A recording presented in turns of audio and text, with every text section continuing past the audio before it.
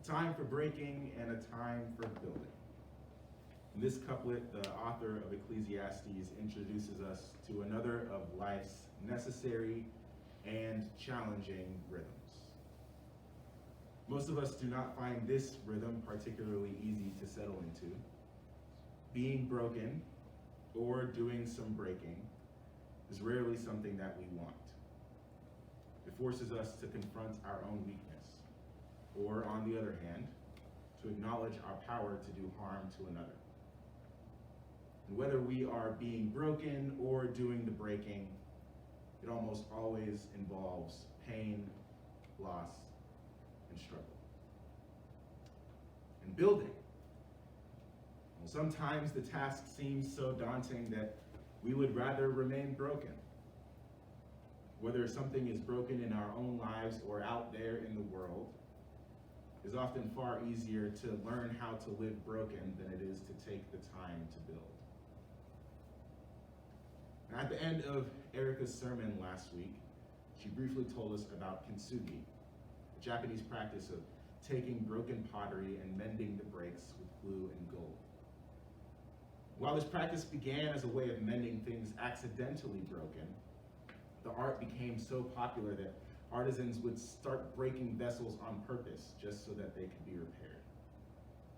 And since that practice originated in the 15th century, it has sparked deep reflection on our relationships to broken things in our own lives and in the world around us. The art of kintsugi is a sacred invitation into the rhythm of breaking and building. Through kintsugi, we choose to break and build. The practice is a holy confession that neither movement, neither time can be avoided. It's a confession that broken things are indeed worthy of love and labor. So as we strike the bowl with the hammer, we confess that we are both the bowl and the hammer. We are breakable, quite easily, in fact, and we have the power to break.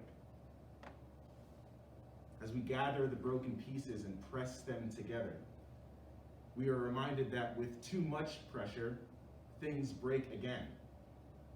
But with too little, things never mend.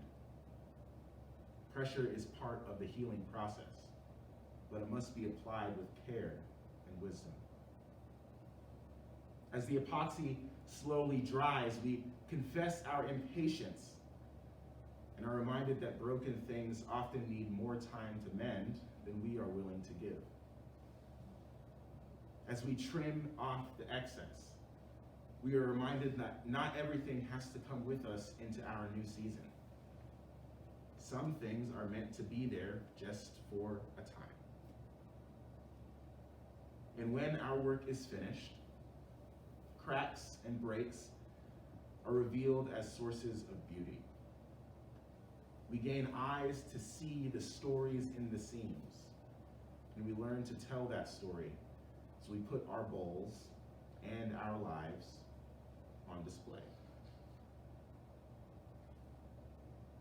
Confession, remembering, and revelation. To me, this sounds like prayer. A prayer to help us see God at work in the rhythm of breaking and building. And so, if you hadn't already figured it out, we are going to do kintsugi together today. So the supplies are on the table behind me. We're going to watch a quick instructional video, and then we'll start working on our bowls. And as we work on the pieces, I want to invite each of you to think on and reflect on these two questions that you see on the screen behind you.